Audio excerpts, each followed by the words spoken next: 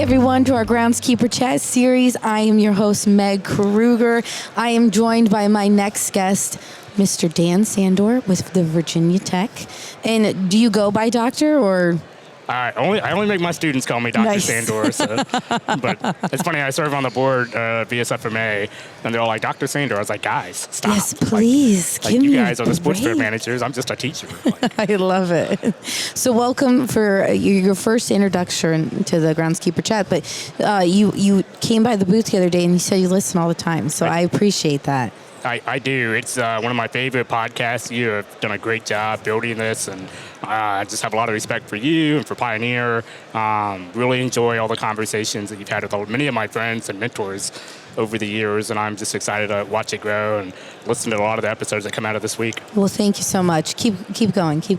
Yeah. Just kidding. Well, but no, it's been such a joy because really, as you know, we talk turf for maybe the first 5 minutes, but then it really is about getting to know the person on the other side of you, and it has been such a great joy of mine to connect with everybody in this industry because, as we know, it's a quite unique group of individuals that we get to call friends here. Absolutely. This is by far my favorite show, and I know many of our peers say the same thing. You know, just the network of people in this industry alone is just so incredible. There's such a passion for what they do. They're very purposed and diligent. There's honestly, there's like a purity among the folks here. Like they have so many goodwill and good intention to definitely be a good steward of the environment, but also be a good steward of their fields for athletes to be safe. And definitely.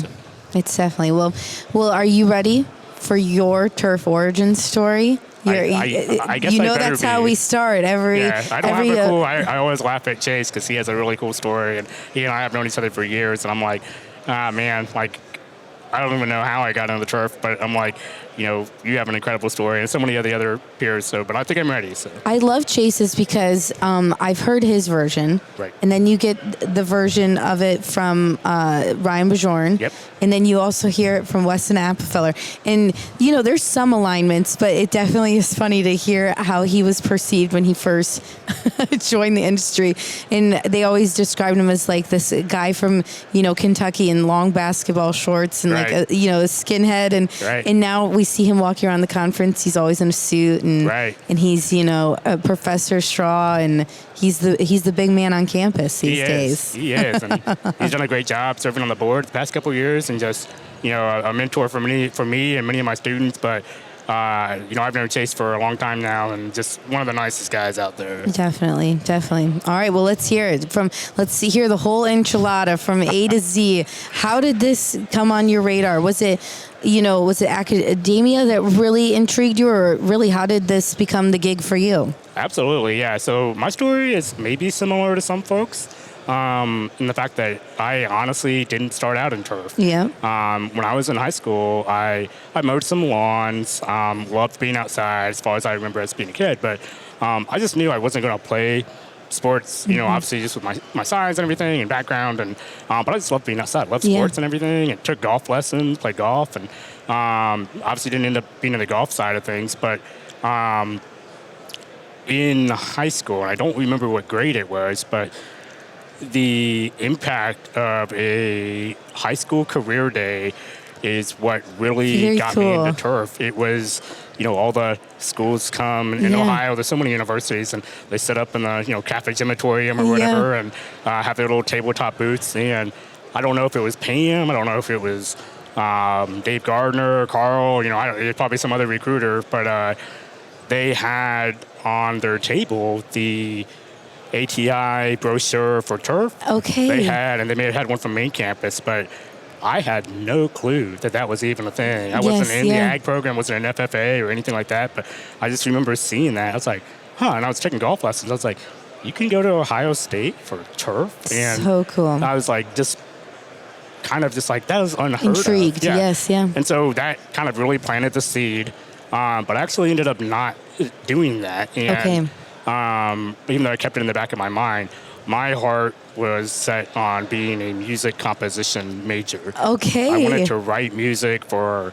I can't wait till the end of the show when I ask what's behind your headphones. But I just loved music and stuff, and I don't know, it was just something about it. that I loved like just how people put it together. Well, I ended up going to college and was in WKU and smaller college before that too, and I just realized like I couldn't hear very well. And that's important to write music apparently. I also couldn't play the piano very well. I could play one hand at a time, but not the two hands. So I was like, well, I don't know if I like this. So I leaned back on my passion for sports and where I grew up, and you're from Ohio as well, and you probably can sympathize with this and the fact that like where I'm from in Morrow County, very rural. We don't have a Walmart in the county. You've got to go to Marion or Mansfield, Mount Vernon, and so we also didn't get TV. We didn't pay for cable or satellite or anything, so you kind of had to, get out the antenna and the aluminum foil. And I remember I didn't even see my first Ohio State game until I was like, middle school and stuff, gone over to a friend's house. And so as a result of that, I subscribed to Sports Illustrated. And I wanted to be in sports journalism and write for SI, do photography, do journalism, and sports. Well, then I met a really close friend of mine who was from Owensboro, Kentucky. He was going to WKU to do horticulture, and I found out that they had a turf program in their ag department, and so I ended up going there instead, pivoting from journalism, sports journalism, to turf and trying it out. So cool. Graduated in 2011 with my bachelor's, and I had applied for a couple of jobs at Scott's, thinking I'd go back home to Central Ohio and maybe do something there. And my professor there, Dr. Paul Woosley, had approached me and said, "Hey, you seem to do really good in class and really good on all the assessments and everything. Would you consider doing a master's?" And they really hadn't had a turf grad student in years, and so I was really honored and really fortunate to have that opportunity. Learn about grad school, learn about turf science. I hadn't really attended turf conferences or anything, anything like that. I had worked at the research center there, or it was kind of more of a teaching center, but that was my extent of the experience in turf management, and ended up finishing that up. And my department head at the time, and Dr. Woosley, they encouraged me to go pursue a PhD. Again, hadn't planned on doing that, but they were like, "No, you definitely should." And I'm so glad they did. I remember exactly where I was, sitting in the back of the building. It's like one of those before and after moments. And my advisor at the time, who was actually a Virginia Tech grad, he sat me down outside the building, and he's like, "You need to go get a PhD." And he's like, essentially said, "You have a gift." I'm like, "Please stop lying." But no, it was good. I actually ended up at University of Arkansas, Woo Pig.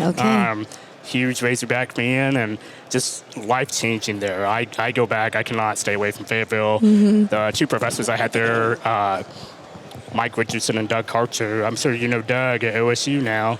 I don't think I've met him, no. Oh, okay, well, so he originally, so I show up at his office in January of 2013 on a visit, and never met Karcher or anything, and he had a picture of the horseshoe in his office. I was like, "Oh, you from Ohio?" He's like, "Yeah, I'm from Richwood." And I was like, "Oh my gosh!" And like, I mean, Richwood, small, and right there. And I was like, "Oh, so you probably went to North Union High School." And his face glowed up and everything. And he's like, just thinking like, who is this guy that would know exactly where Richwood and North Union is? And so a small world to both have two North Central Ohio turf guys and University of Arkansas, and was there for 4.5 years. Just life-changing. So many friends. I have a text message thread, probably like we all do, with like going on, decades now at CSI Cup. The 5 or 6 other grad students, Tyler Carr is part of that group. And that's how Tyler and I met. We were both he was an undergrad when I was getting my PhD, and then he started his master's there. And oh my gosh. Tyler's one of the most solid dudes. And truly. Him and our group have just kept in touch and everything. So was at Arkansas. Before I went there, I did go out and visit Blacksburg. And that's where I met the GOAT. Dr. Goatley. 9 minutes in, we did good. We made it 10 minutes before bringing him in. There could probably be a whole episode on Dr. Goatley and the impact he has, but on this industry. But no, he I think was on the cover that year. SFMA magazine. They had Virginia Tech, and I was like, man, this guy seems pretty important and stuff. And just salt of the earth, solid dude.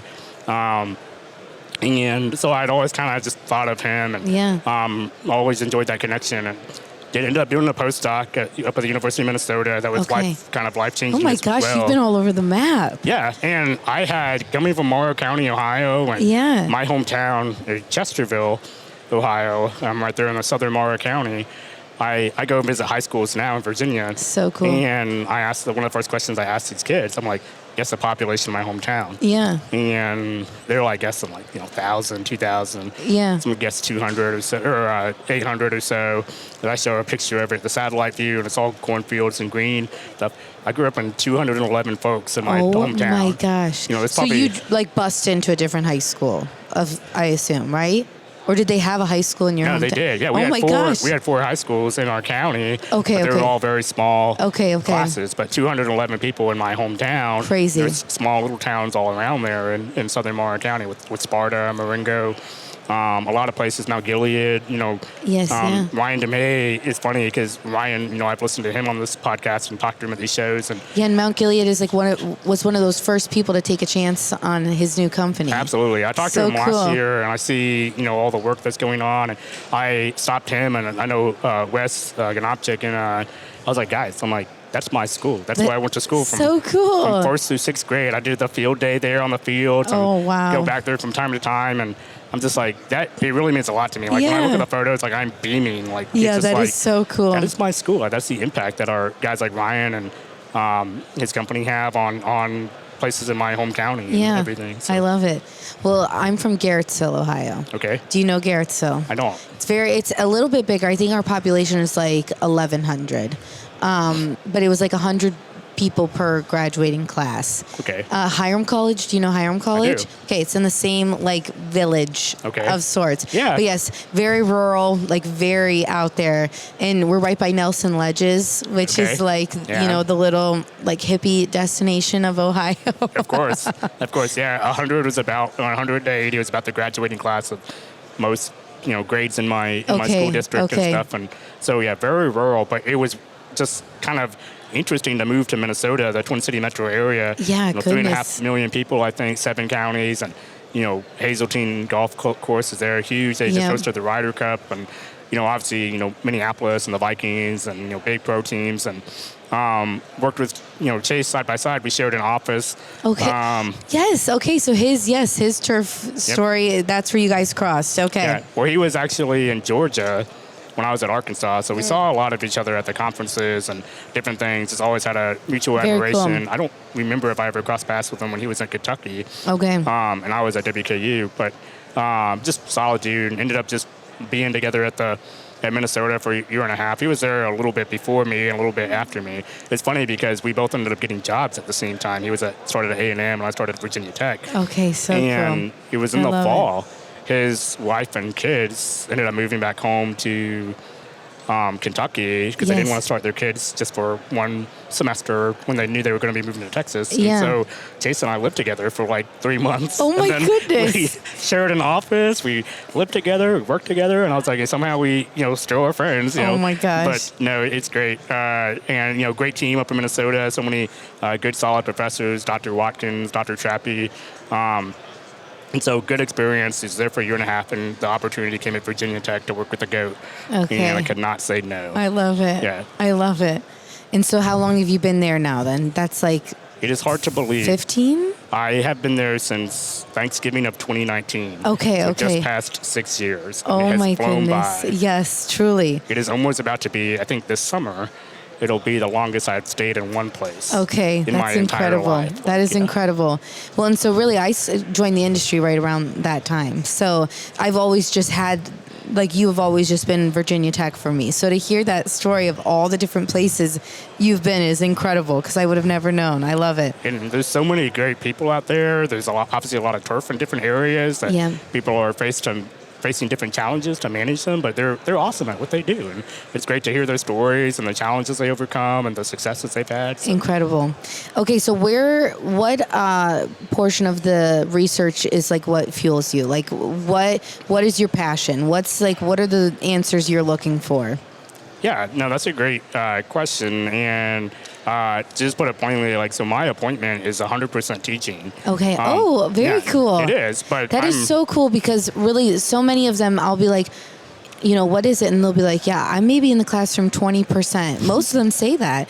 And they're like, the other 60% is writing grants. Right. And the other, the other 20% is extension or out in the community or actually doing the research. But that's awesome. So you're 100% teaching. I am. Very cool. I'm very fortunate there. I'm on a 9-month appointment, so I have 3 months to be flexible. And I do spend time with research and with, I guess, unofficially extension. I kind of call it outreach education. Very cool. The team, Dr. Goatley, Dr. Askew, Dr. McCall, they're all great and, welcoming me to join on, grad student committees, to have research plots out at the farm. I've written a few grants and I actually conduct a lot of undergrad research. Got some students here, starting a new student here this spring, next week. The research aspect, I really want to do research that helps people, really applied, field work, but I don't want it to be too prohibitive for them to adapt and adopt, even if it's just something simple like changing a cultural practice, changing the way we mow or cultivate, the way we water. My background at my PhD was in water conservation and looking at different strategies for irrigation, cultivar selection, those types of things. I really enjoy the applied aspect and just making a difference to where we're not just doing research to publish grants. I've talked to Chase, I've talked to Kylie, Dr. Dixon about this before, Chrissy Seegers. It's like we enjoy doing the research that people can use. I don't like doing research just so I can write a scientific paper or that I can have an impact factor. That applied. I would rather do research that helps a sports field manager, manage your budget more efficiently or have a better looking field or better playing field. So yeah, absolutely. Very cool. And so you've had some greats. You're going to be, you're formulating a turf family tree all of your own because you've really had some greats come. Julie Kessler, Ava Veith.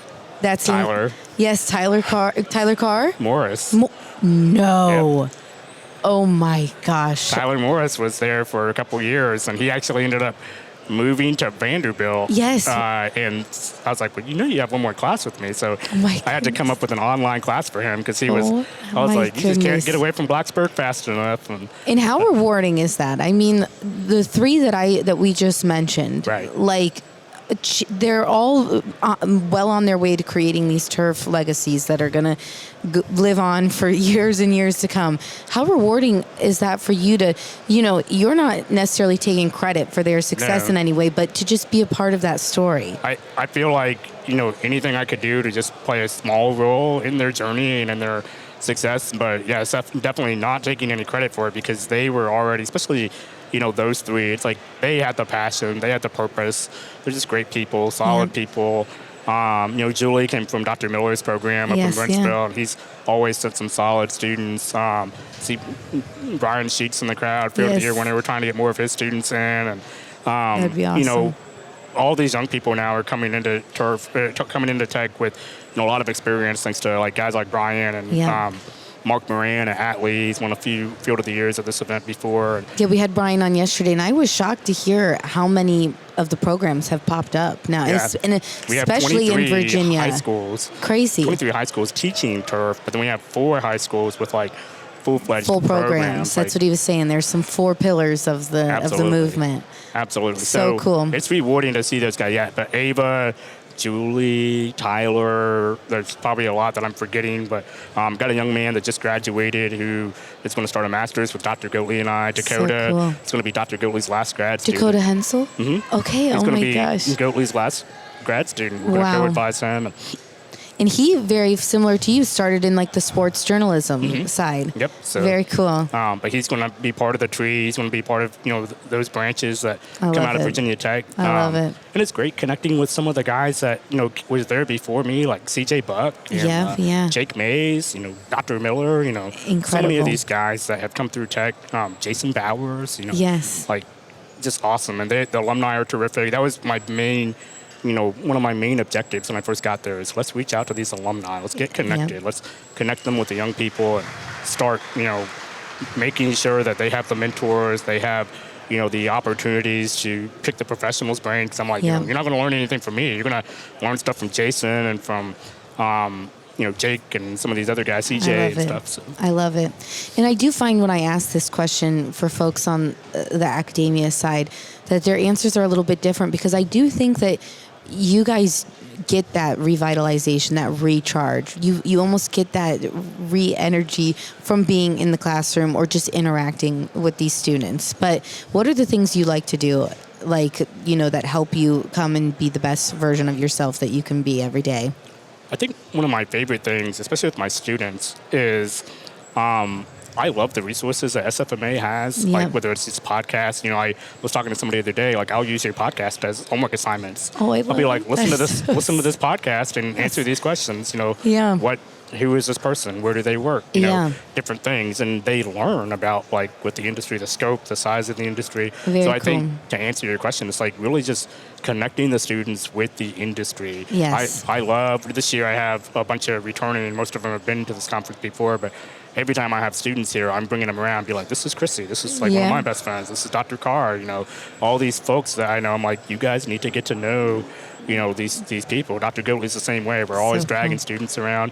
We're bringing resources in. We're bringing, videos and other things in. In the classroom, we're having guest speakers come to Turf Club and lots of alumni. We've got, Josh Landwith with Turfus, Very cool. comes over. He's one of our alums, and he's, big in with that group and everything. So very cool. Fostering those connections, it's a big part, because like I said, I honestly struggle with imposter syndrome a lot. Mm-hmm. I'm like, why am I here? What are they going to learn from me?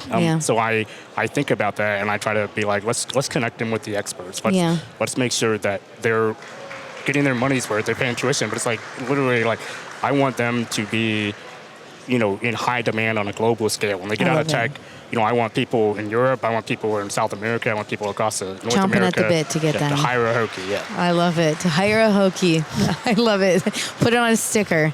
I wonder. I can't wait to hear the results of the cheers we're hearing in the background. Right? Did your students compete, I assume? They did. Okay. They did. I've got a one team of 4, so it'd be interesting to see. They said they felt pretty confident. Okay, very cool, very cool. That's always an exciting part of. I love that they close out the show that way. It's Absolutely. very, very cool. Alrighty, so I'll leave you with the question that Tyler Morris has created. Okay. So what's behind your headphones? Ooh. What's the thing you're listening to right now? Whether it's music or an audiobook or something like that on your commute, or the thing that you need to listen to recharge or just get away from it. Yeah. Well, I could, say the Groundskeeper Chats, always a good listen. But in terms of actual music, I always enjoy Drew Holcomb and the Neighbors. Oh my gosh. They're out of Nashville. So, yes. Okay. So let me formulate it's you gotta find your people. Absolutely. That song? Yeah. Okay. I went and saw him in Charlottesville. Unfortunately, very cool. He's going to be in Roanoke in 2 weeks, but I'm going to be at the golf show. Of course, it always happens closest that will be way. 20 minutes away, and I'm going to be in Orlando. But Goodness. No, he's awesome. I've been listening to him for years. I got to go see him. Funny story with Tyler. Okay. Is he was at Vanderbilt. Okay. And Drew Holcomb turned 40 in 2022, the same spring that Tyler was there, and so I went and saw Drew at the Ryman in Nashville, which is life-changing experience. But I also visited Tyler the next day, so I was able to get tech to pay for me to go out to visit Tyler. You but also think see just like me, dude. The amount of vacations my family has gone on, where it's I weasel my way and get some work affiliated adventures there.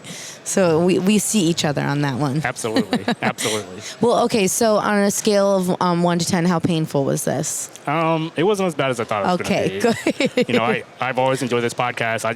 I feel so unworthy a lot. Like I said, I struggle with the imposter syndrome and the fact that why am I here? There's so many good people here. 2026 needs to be a goal that you overcome that hopefully, in some way. I know that so many people struggle with that, because it is just it's a tough thing to battle with. Yeah. So I'm giving you that as your personal goal. I appreciate that. So. Because you definitely deserve to be in the room and be at the table. Thank you. For sure. I appreciate it. And thank you so much for joining for this. Thanks, It was an honor. Thank you.